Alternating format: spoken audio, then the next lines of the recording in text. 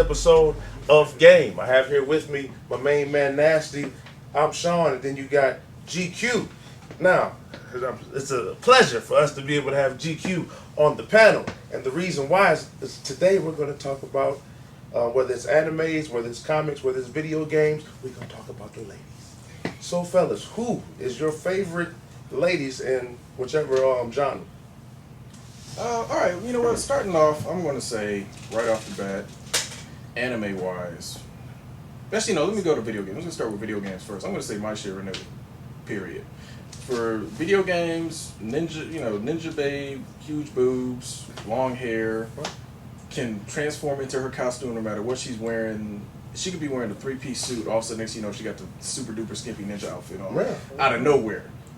Throws flames at people, whatever. They got the whole me bouncy, winning pose. Oh. That's great. And I'm a breast man. You're a smart man. There you go. So, and in comics, I would have to say,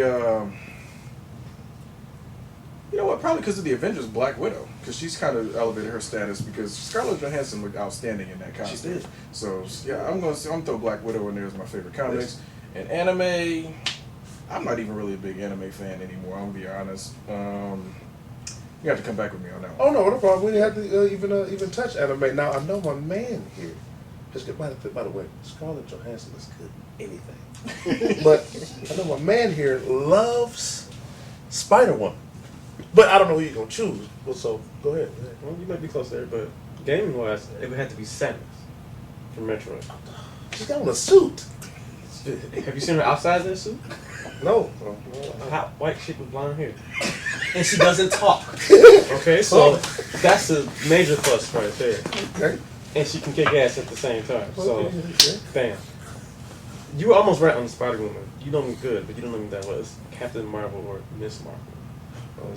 You almost scared me for. You said Captain Marvel. I'm like, whoa. No. She's Captain Marvel. Okay.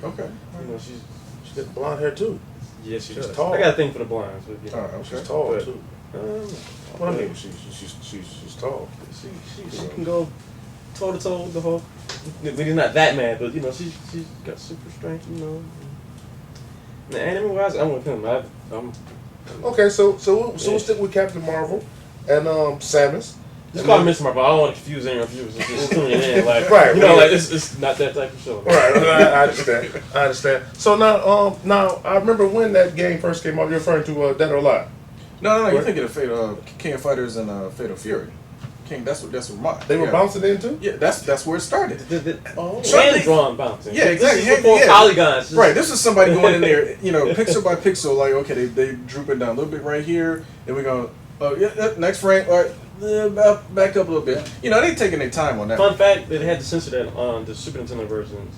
They were static. But did you see that? But even the Neo Geo version though, because a friend of mine actually had the Neo Geo. Because I was in college at the time, and a friend of mine had the Neo Geo version, and you actually had to put a code in just to get that back in there. And this is supposed to be the arcade board basically that you put plopping in for $250 a cartridge.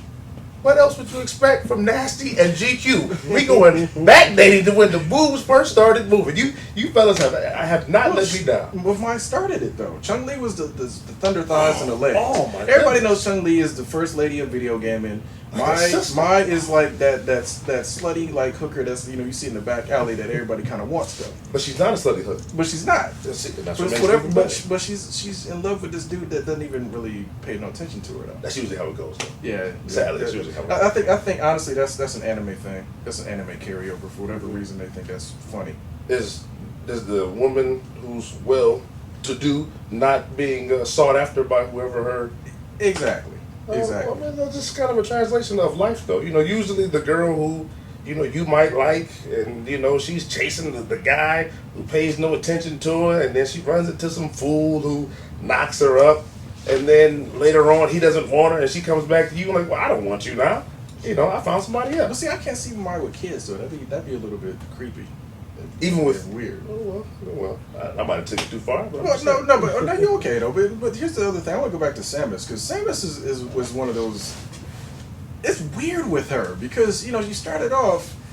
Everybody thought they was playing a dude in Metroid. It's like man, this dude is awesome. This dude is I never played Metroid, the first one, so I didn't know about the unlocked. When you beat the game, some chick with green hair, you know.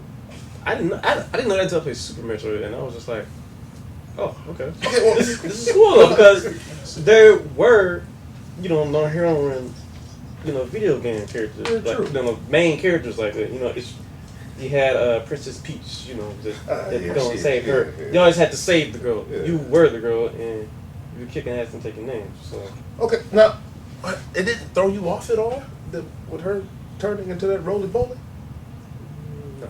Like I the never, ball. I actually never personally never understood, understood. I never you understood know. how that worked either. I'm Like, thinking, how did she do that? right? It has got to be the suit.